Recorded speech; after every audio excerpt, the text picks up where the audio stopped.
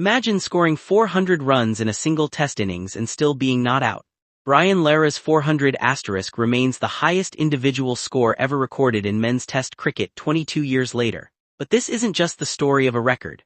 It's the story of one of cricket's greatest batting masterpieces and why it has become almost impossible to repeat. The man behind the record. Brian Lara was never an ordinary batsman. The West Indian left-hander had an extraordinary ability to dominate bowling attacks with timing, elegance, and imagination. During a test career spanning 131 matches, Lara scored 11,953 runs including 34 centuries. But even before 400 asterisk, Lara had already created history. In 1994 against England in Antigua he scored 375, the highest individual test score at the time. That innings broke Sir Garfield Sober's record of 365 which had stood for 36 years. Lara had already reached the summit, however his crown was taken by someone else 10 years later, and Lara wanted it back. Hayden takes the record. In October 2003, Australia's Matthew Hayden scored 380 against Zimbabwe. No longer was Lara's 375 the test's highest score. The majority of batsmen may simply accept breaking a world record as part of the sport. However, the narrative was not over for Lara. Just 6 months later, England arrived in the Caribbean for a test series, and Lara had another opportunity. The place where he had scored 375 in 1994 was St. John's, Antigua, where the fourth test was played. The stage was almost perfect, the opponent was England, and the record was waiting. The beginning of 400. West Indies chose to bat after winning the toss. Lara walked to the crease with pressure on his shoulders, but instead of looking nervous he looked completely in control. The first 50 runs came from just 61 balls. His century was brought about by 131 deliveries. This wasn't simply survival, it was controlled aggression. Lara kept finding gaps, punishing loose deliveries and rotating the strike. The possibility of something extraordinary grew with the innings. 100 turned into 200, 200 became 300, and suddenly the record wasn't just a dream, it was within reach. By the time Lara reached 300 he had faced 404 deliveries. England's bowlers had spent hours trying to remove him, however Lara just kept going. 380, 390, 400. Then came one of the most famous moments in Test cricket. Lara reached 380, the exact score that Matthew Hayden had made to take the record from him.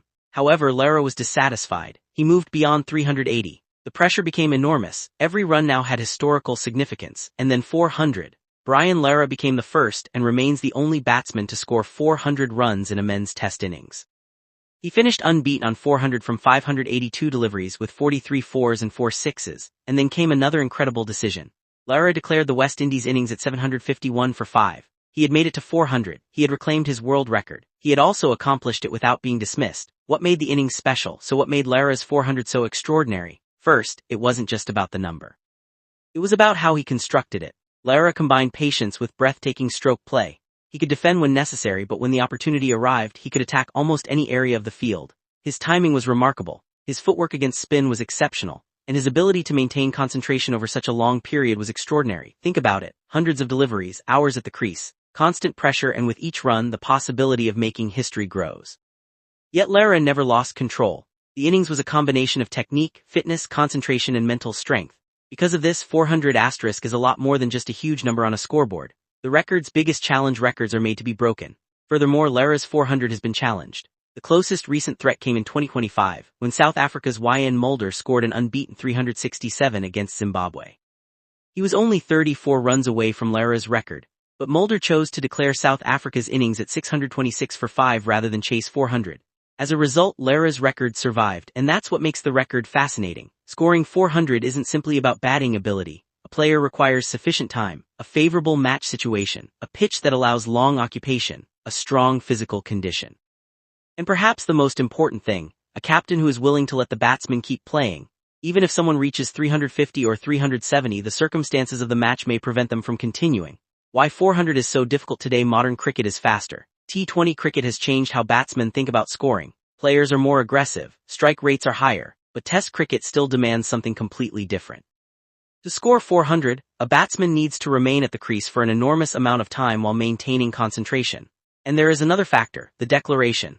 A captain's responsibility is to win the Test match, not simply create individual records. If a batsman reaches 350 but the team needs to declare to give the bowlers enough time to take 20 wickets, the individual record may have to wait. That's exactly why Mulder's 367 in 2025 became such an interesting reminder of Lara's achievement. He was close enough to make history, but the team's tactical situation mattered more.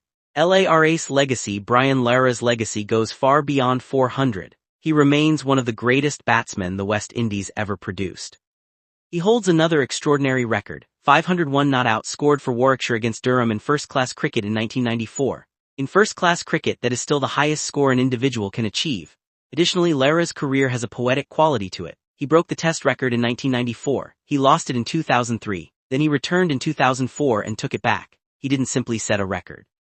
He demonstrated something rare in sport, the ability to reclaim greatness. Lara's 400 became a symbol of West Indian batting brilliance. Additionally, it became one of his legendary career's turning points. Why fans still remember 400 years from now? Cricket fans may forget individual match results, they may forget scorecards, they may even forget some of the names of the bowlers Lara faced, but 400 not out, that number is unforgettable. Because it represents a moment when one batsman pushed the boundaries of what seemed possible.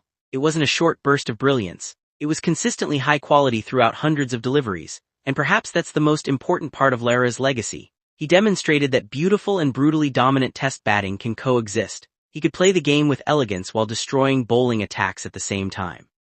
Because of this, the image of Lara raising his bat when he reaches 400 remains so potent. The 400 run by Brian Lara is no longer just a world record. It's the history of cricket. It represents patience, technique, mental strength, endurance, and extraordinary self-belief. Lara beat Sir Garfield Sober's record in 1994. In 2003, Matthew Hayden took Lara's record. And in 2004, Lara came back and took it again, this time reaching a number no Test batsman had ever reached before. 400 not out. And more than 2 decades later, the record still stands. Maybe one day another batsman will get close. Perhaps it will eventually be broken. But until that happens, Brian Lara's 400 asterisk remains one of the most extraordinary achievements in cricket history. So what do you think? Will anyone ever break Brian Lara's 400-run Test record? Tell us your prediction in the comments. And if you enjoyed this cricket story, like the video, subscribe to the channel and turn on notifications for more legendary cricket stories. Because some records are broken, however some are immortal. Brian Lara's 400 is one of them.